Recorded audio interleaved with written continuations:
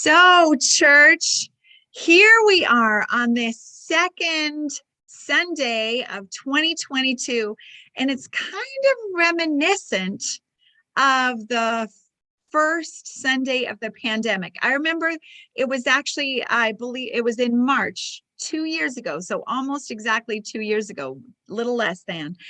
And we realized suddenly that we weren't going to be able to have worship in person, and so we were scrambling. And I tried to put the whole worship service together in an email. I recorded the sermon, and got people to record some readings, and then sent it as a DIY worship. Click on this video and hear the reading, and then click on this video, and someone will pray, and click on this video, and you'll hear the message. And it feels a little bit like that again now, because we're just scrambling to try to figure out how to do this restream without without the way that we've gotten used to doing it for the last year and a half. We started doing in-person services outdoors in September of 2022, and that has been wonderful. But just with this explosion with the Omicron virus, the Omicron variant, it just seems smarter, sensible to just be only online this week. So hopefully we will be able to get back in person next week, but we shall see. Here we are in this moment. And it is always important to be leaning in and listening to God, no matter what is going on. Even when things are great, when we are celebrating, it's like, all right, God, what's my next step? Like, I just had this success. Where do we go from here? But also when things are difficult, and sometimes that's actually what pushes us more deeply into God's arms, is when things are hard, when things are uncertain, when we don't know where things are going, when we don't know how to get through what is happening. And so today we pick back up with this series that we started at the end of last year, Teach Us to Pray, a deep dive into the Lord's Prayer. And in the Lord's Prayer, there's a little 2-word phrase that we sometimes just kind of move right over. We're praying, and this 2-word phrase that Jesus taught us to pray says, lead us, lead us. But we often just say, lead us not into temptation, deliver us from evil. And that's good. And we're going to get there. We are going to look at those 2 clauses in over the next couple of weeks. But first things first, first thing is that when Jesus teaches us to pray, he teaches us to seek God's direction, to seek God's leading. I don't know about you. I have a lot of ideas, sometimes too many. Sometimes just the right amount for me, but too many for other people. I know on Mother's Day, my husband is always like, okay, what do you want to do? It's your day. What should we do? And of course we come to church. And then I love going down to Pescadero. We visit my mom's grave, and then we go and we pick and eat fresh strawberries. And then we go down to Santa Cruz, and we go on the beach, and then we go salsa dancing, and then we come home. My husband, like on Father's Day, he's like, we're staying home. That's why, So everybody has the things that they like. I have a lot of ideas. Some of you are idea people. Some of you have created companies. Some of you are working in innovation. Some of you are teachers. Some of you are coming up with lesson plans. Some of you, many of you I know have many incredible ideas. And that's good. And we need to be seeking God's direction. We need to be asking God to lead us. earlier this week, I was talking with our wonderful associate minister for youth and children, Evelyn, and we were talking about this topic of being led by God. How can we grow our capacity to be led by God, and including when God gives us difficult directions or things that we don't necessarily want to hear. And I recall this story. I may have told it to some of you, but when I first started seminary, I went to the Graduate Theological Union in Berkeley. And I arrived and I got my room assignment. I was living on campus. I was on the Pacific School of Religion campus, which is beautiful. It's at the top of one of the hills in Berkeley, and you've got a great view of the whole Bay Area. And they have some nice dorms with little living units that have their own kind of mini kitchen and living room, and 3 bedrooms. That was the one that I was put into. We had 3 bedrooms. And so I got my assignment, got my bags, went up to that room. And I got in, there were 3 rooms. And so I checked them all out and I decided on one of them that I liked. And it was a dorm room. And of course it was clean, but not 100% clean. And, you know, they had vacuumed, but they hadn't scrubbed the walls, and it just looked kind of dingy. And I said, you know what, I am going to, as an act of worship, I'm going to prepare this room to be my sanctuary, to be a place that I can just be in prayer, that can refuel me as I'm going through, you know, these studies, the religious studies. And so I scrubbed. I got out, you know, everything, like the baking soda, vinegar, all the healthy stuff. That's how I like to do, all natural. So I used everything to scrub down the walls. I did a deep cleaning of the carpet. I spent probably 4 or 5 hours, just, you know, took the day and did that. And then I had a little table that I used for my altar. And so I sat it down, and then I kneeled down in front of it and just prepared to pray and to offer this space to God. And I sat down at the altar, kneeled down at the altar, and and the first thing that I heard was, "This is not your room." And I was like, wait a second. Wait, I must be hearing wrong, right? I'm hearing wrong. And I just got, "This is not your room." And I was like, Lord Jesus, you know what the time I just spent to scrub and clean this room. And that's all I kept hearing, "This is not your room." And then I was walking around, and I noticed a tiny little letter on the top of the archway of the door, a little letter, and it said A. And I looked at my paper and it said C. And I said, oh my gosh, I said, you know what? These rooms are all basically the same. I'm going to go to the office and just ask if I could change it. So I went to the office and I said, you know what? I was put in C, but can I just change it to A? And they said, nope, can't change it. I was like, they're all the same, but they said, no, I'm sorry, you can't change it. That's your room. And so I went back into prayer. I was like, Lord, please touch their hearts. God was like, nope, this is not your room. I was like, no, please. And then I said, look, A is for Alma. And what I heard in my spirit is C is for Christ. Who are you following? So I had to move. And I got my little altar table. I went and I did a light cleaning of the other room, of room C. I said, well, you know what? This is the room that I am in because I am following Christ. And sometimes it will take me where I don't want to go, and that's okay, because my life is given to God.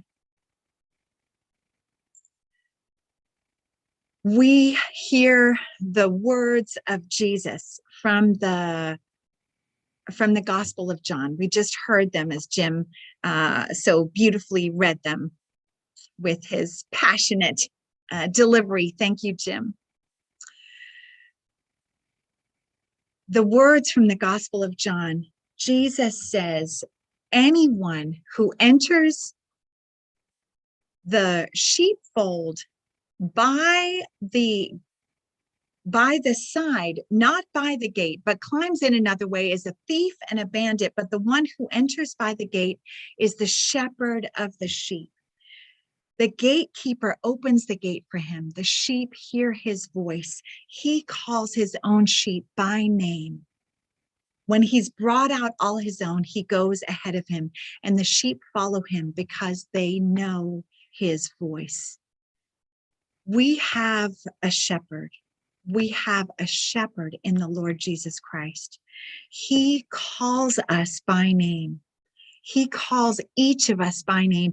When he says this, I call them by name, he's recalling beautiful verses in the Hebrew scriptures, like that passage at the beginning of Isaiah chapter 43, where God says, I have called you by name and you are mine. He calls us by name. He calls us personally. He has a particular call for you. Your particular gifts, your skills, your passion, your desire has a purpose as a part of what God is doing, as a part of the whole of who God is and what God is wanting to create in the world. Each of us, members of the body, each of us have different roles to play in the body. You have particular gifts, and he calls you by name. So then the next question is, do you know his voice? He is the good shepherd. Jesus says, I am the good shepherd. I am willing to lay down my life for the sheep. We have, when we look back through the scriptures, there are shepherds are often used, this metaphor of shepherding and the reality of being a shepherd. Many of Israel's leaders were shepherds, starting with Moses. I don't know if you remember, but Moses was actually tending his father-in-law's sheep when he saw this bush that was on fire but not being consumed. And he's like, what is going on over there? He goes over there and he hears the voice coming from this flaming bush saying, Moses, Moses, take off your shoes. This is holy ground. And then God says, I have heard the cry of my people. I have heard their distress. And so then what does he say? I'm coming down? No, he says, so I'm sending you. I've heard their distress, so I'm sending you. I've heard the difficulty. I've heard the challenges students are having, so I'm sending you to teach them. I have heard the issues going on in the business community, so I'm sending you to model being a businessman or a businesswoman of integrity. I have heard the challenges going on in the family court system, so I am sending you. I have heard the cry of my people, God says, so I am sending you. And Moses was a shepherd when this happened. Later, David was shepherding his sheep. We all know when the prophet Samuel, if you remember the story, he came to David's father and he said, okay, I've been called. One of your sons is called to be the next king. And he brings out all of his sons who are tall and handsome and strong and equipped and ready. And God says to Samuel, not that one. Nope, nope, no, no, no, no, no. And then he says to Jesse, David's father, do you have any more sons?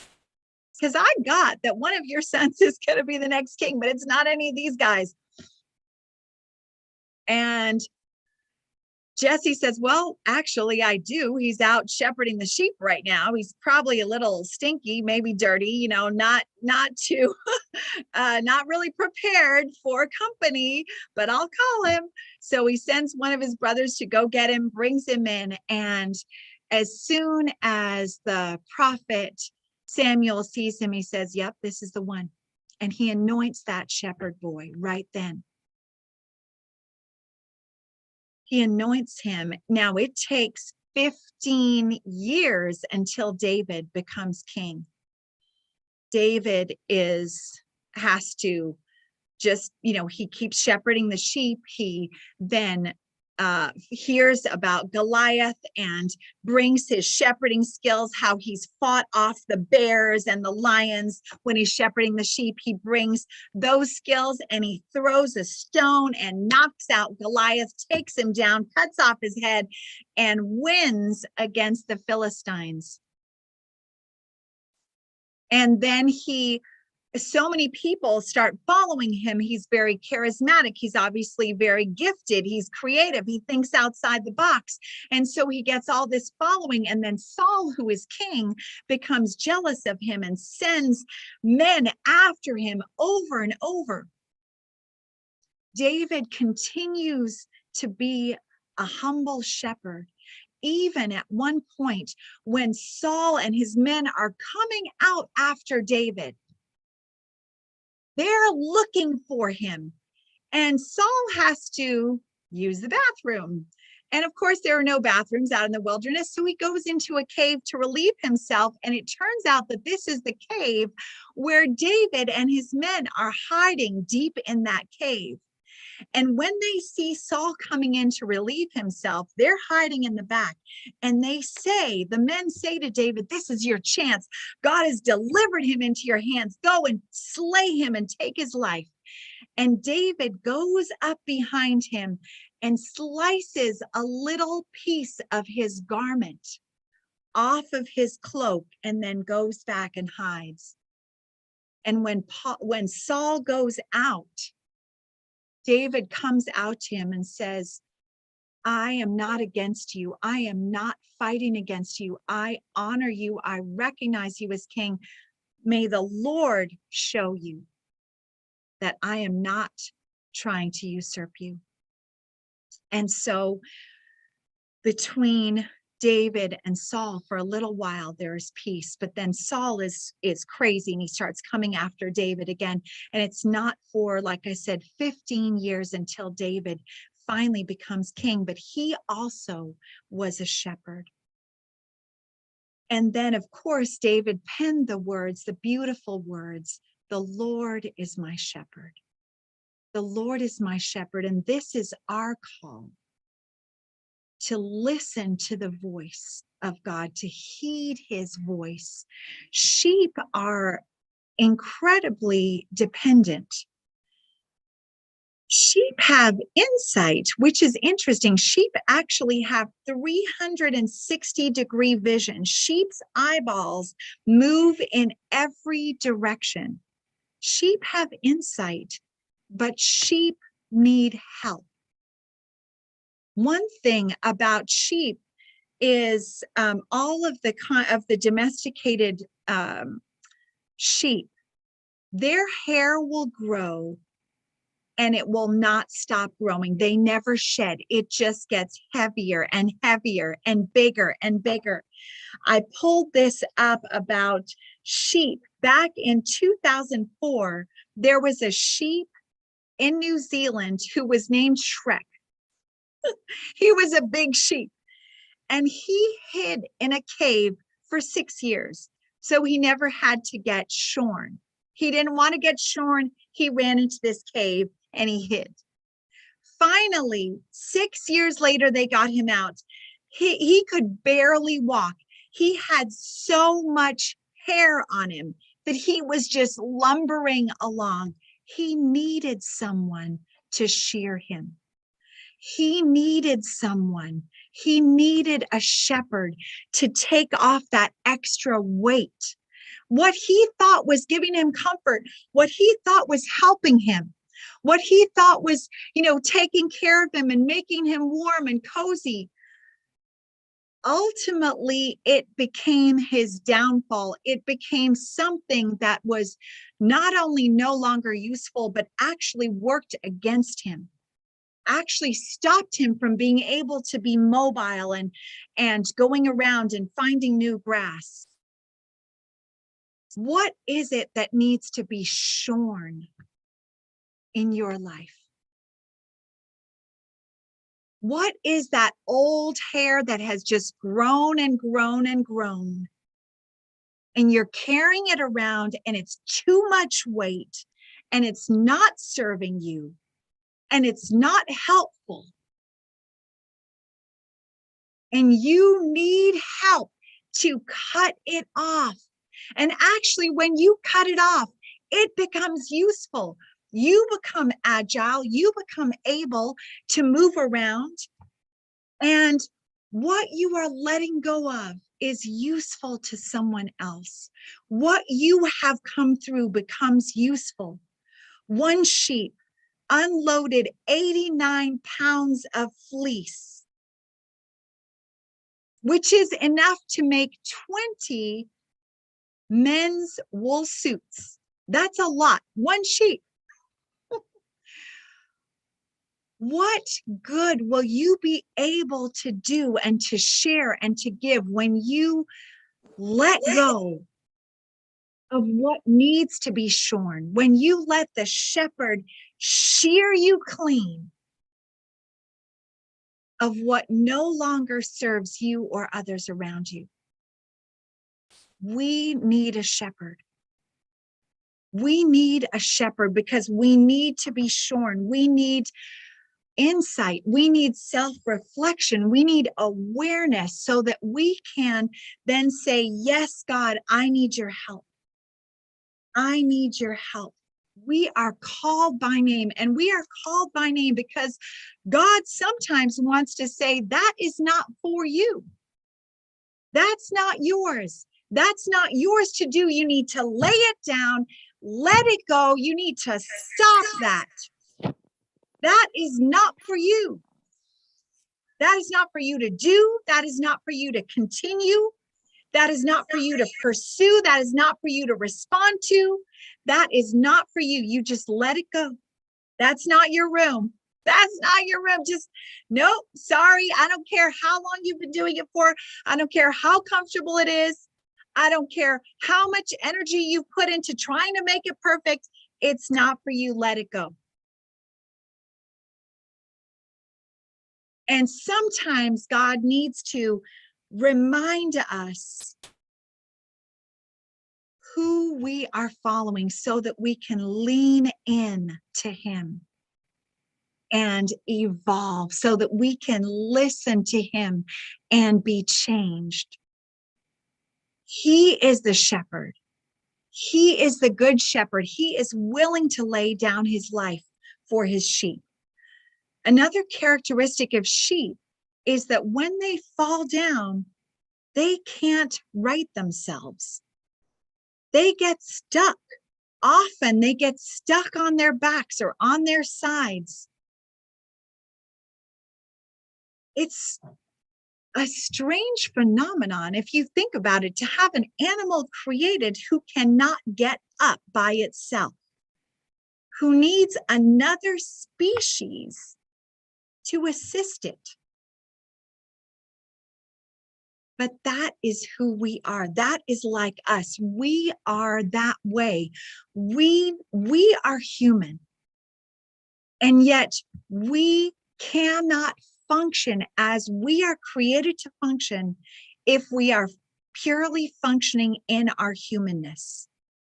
We need another being, another species of being to infuse us, to direct us from the inside, to speak into our hearts and minds, to shape us so that we're not flailing on our side,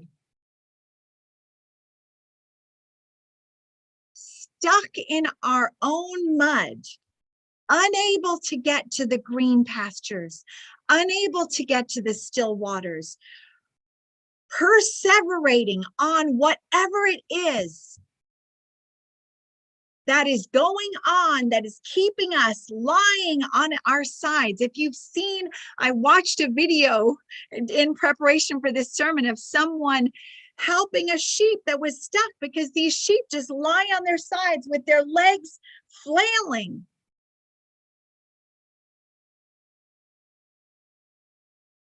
We need a shepherd.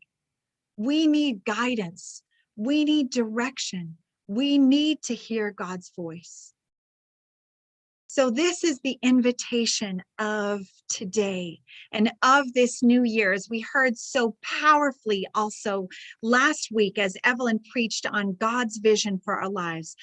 God has a vision for your life. God has a purpose for you. Will you pause and listen and follow where God leads? Amen.